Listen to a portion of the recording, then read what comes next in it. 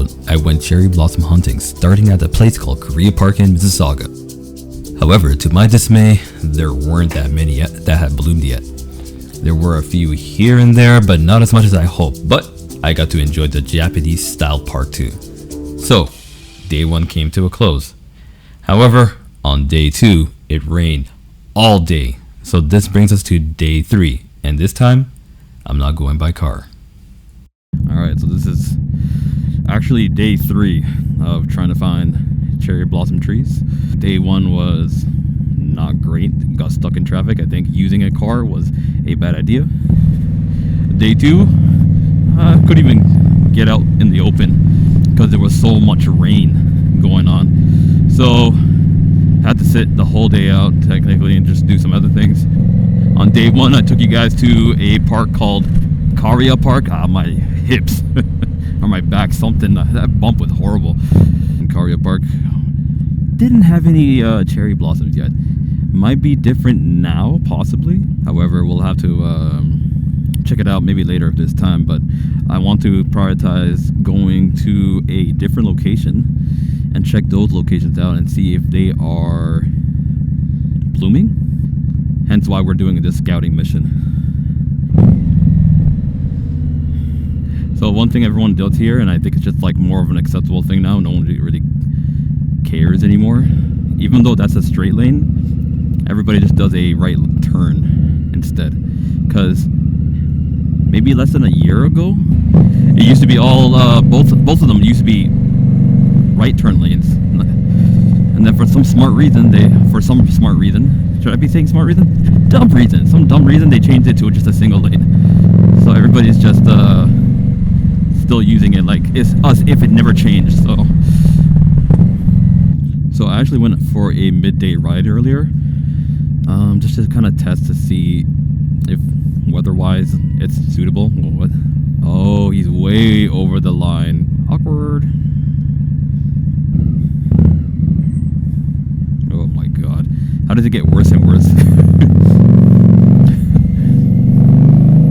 Crazy. As I was saying, I went for a midday ride earlier. Oh my god, these bumps.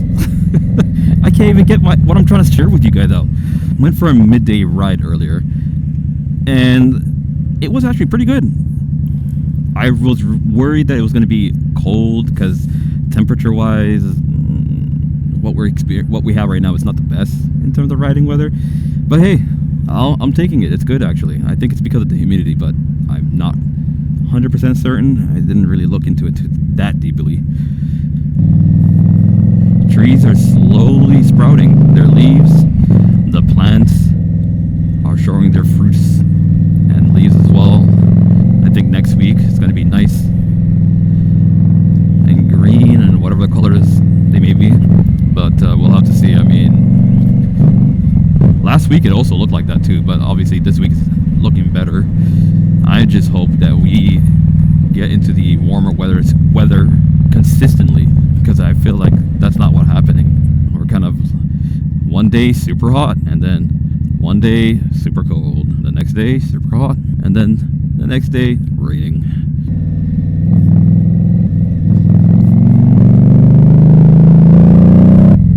That's a long line just to turn left.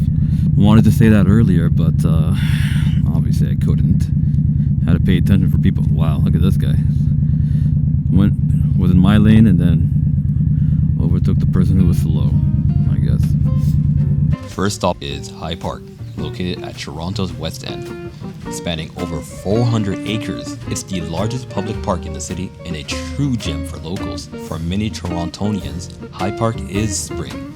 It's where generations come to walk, picnic, sketch, and watch the cherry blossoms bloom. The park was donated in 1876 by John George Howard, Toronto's first architect, who gifted the land to the city with one condition: it had to remain a public space forever. His historic home, Colborne Lodge, still sits at the south end of the park as a reminder of those roots. But what really makes High Park a springtime destination is its cherry blossoms.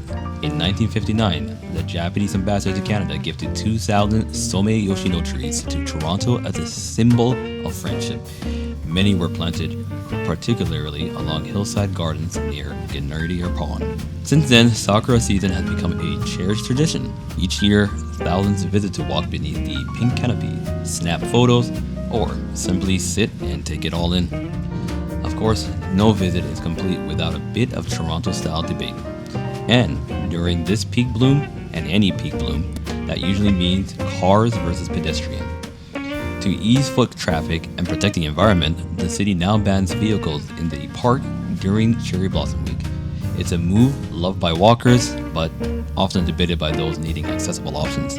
If you're planning a visit, your best bet is public transit. Hyde Park Station drops you off right at the entrance. It's beautiful, it's historic, and in spring, it becomes Toronto's living postcard. So we're here at Hyde Park. Currently, not seeing anything right now. I just entered it, so it might be a little too early to call it.